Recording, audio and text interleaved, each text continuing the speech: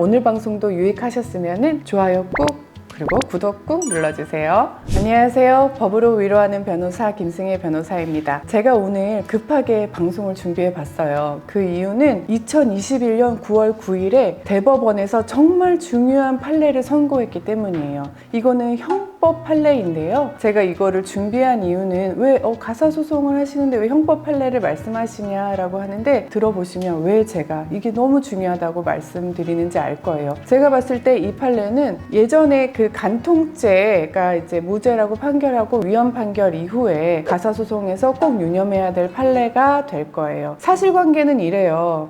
되게 가슴 아픈 사실인데요. 남편이랑 아내랑 이제 가정에서 살고 있는데 아내분이 바람이 난 거예요. 그래서 아내가 남편이 잠깐 집에서 외출했을 때 그 집안에 상간남을 들인 거예요. 그래서 상간남이랑 그 집에서 부정행위를 한 거죠. 그랬을 때 남편이 이 사실을 알고 상간남을 형법상 주거침입죄로 고소를 한 거예요. 예전에 그리고 최근에 법원의 태도로는 이거는 주거침입 유죄였어요. 왜냐면은 그 남편의 의사에 반해서 그 주거에 침입한 거기 때문에 주거침입에 해당했어요. 그런데 요번에 2021년 9월 9일에 법원에서 그 입장을 바꿔서 이거는 주거침입은 무죄다라고 판결을 한 거예요. 왜냐? 이거에 대해서 설명을 드리려면은 형법은 보호법익을 침해했을 때에만 그때만 유죄로 판결을 하거든요. 그럼 주거침입의 보호법익이 뭐냐? 사실상 주거의 평온이라고 법원은 얘기를 하고 있어요. 그러니까 왜 이거를 무죄로 봤냐면은 사실상 그 공동 주거하는 거죠. 남편과 아내가 공동 주거하지만 남편이 잠깐 외출했었던 상황이었죠. 집에는 현실적으로 아내만 있었던 거예요. 그렇기 때문에 현실적으로 주거를 지배하고 있었던 아내의 동의하에 상간남이 집에 들어온 거기 때문에 비록 외출해 있었던 남편의 부동의가 추정된다 하더라도 이거는 주거침입죄로까지 유죄로 판단할 일은 아니다라고 법원이 그 입장을 변경한 거예요. 그래서 이런 경우에는 주거침입죄에 해당하지 않는다라고 하거든요. 물론 이거에 대해서 다른 대법관님들의 그 반대 의견이 있었어요. 반대 의견에 논 거는 아니 왜 피해자는 남편이다. 그 남편의 입장에서는 그 상간남이 집에 들어오는 거를 동의할 수 없지 않느냐. 그럼 남편의 주거에 사실상 평온을 침해하는 것이 아니냐. 그렇기 때문에 주거침입죄 유죄에 해당한다. 그리고 또 이거를 공동주거 공간이라고 해서 한 명의 동의하에 들어오는 거를 주거침입죄로 해당하지 않는다고 본다면, 예를 들어서 공동주거 공간에서 한 명이 동의를 했고 그런데 다른 사람이 원하지 않은 채로 들어왔고 원하지 않는 사람을 만약에 강간을 한 경우, 그런 경우 주거침입 강간죄에 해당하는데, 그럼 주거침입 자체가 성립하지 않으니까 이런 경우는 이제 더 이상 주거침입 강간이나 이런 걸로 처벌할 수 없지 않느냐. 이거는 보호해야 할 필요성이 있는 법익임에도 불구하고 무죄로 판단해서는 안 된다라는 반대 의견이 있었어요.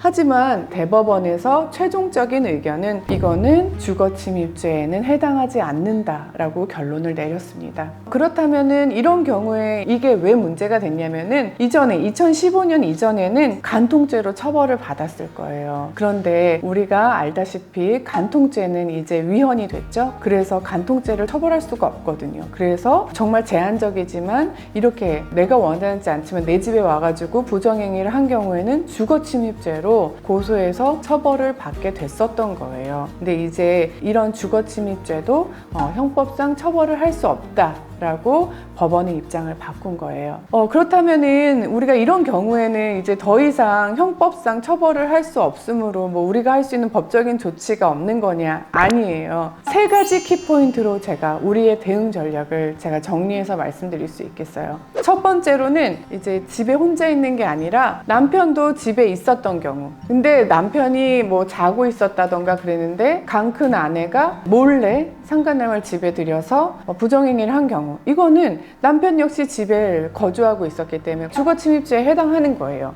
근데 또 그런 경우가 아니라 피해자인 남편이 잠깐 외출한 사이에 상간남이 들어온 건 맞지만 내가 집에 다시 돌아왔을 때 상간남 너 나가! 라고 해서 나갔을 때에는 이거에 해당하지 않지만 나가라고 했는데도 나가지 않는다, 막 뻔뻔하게 군다, 이거는 우리 형법에는 퇴거불응죄라는 게 있어요. 그럼 이런 경우는 퇴거불응죄에 해당할 수가 있어요. 그럼 또 이런 질문을 할 수가 수가 있죠. 마지막 세 번째 포인트. 나 없을 때 내 집에서의 이런 부적절한 부정행위가 있었던 것도 맞고, 그 행위가 끝날 때까지 집에 돌아온 것도 아니고, 내가 돌아왔더니 다 이제 집에서 나가고 도망가고 없었다. 이런 경우엔 그럼 아무것도 할 수 없는 건가요, 변호사님? 아니에요. 우리는 권리를 구제받을 수 있습니다. 우리가 권리를 구제받을 수 있는 방법은 고소를 하는 것 외에도 민법이 있다 그랬잖아요. 우리가 민법상 손해배상 청구를 할 수가 있는 거예요. 위자료 있잖아요. 그런 경우에는 민법상 불법행위 손해배상 책임을 구할 수 있는 거예요. 그리고 이런 현장을 이제 못 봤지만 이런 일이 일어난 이상 만약에 혼인관계를 유지하기 어렵다면은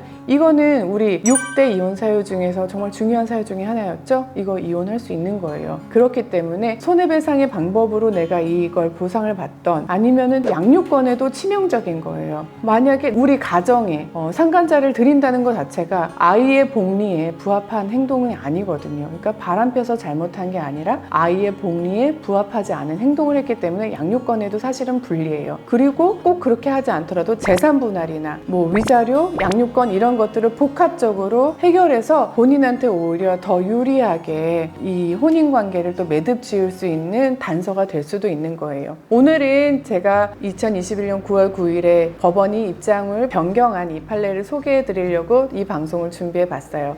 비록 형법상 주거 침입에 해당하진 않지만 여전히 우리가 권리를 구제받을 수 있는 여러 가지 다양한 방법이 있다라는 거 유념하시고 본인의 상황에 맞게 그 구체적으로 어떻게 권리를 구제받을 수 있는지는 꼭 법률 상담을 받아보셔야 돼요. 도움이 필요하신 분은 꼭 김승혜 변호사 검색하셔가지고 선생님에게 맞는 권리 구제를 꼭 받으시기를 바라요. 오늘 준비한 방송은 여기까지입니다. 감사합니다.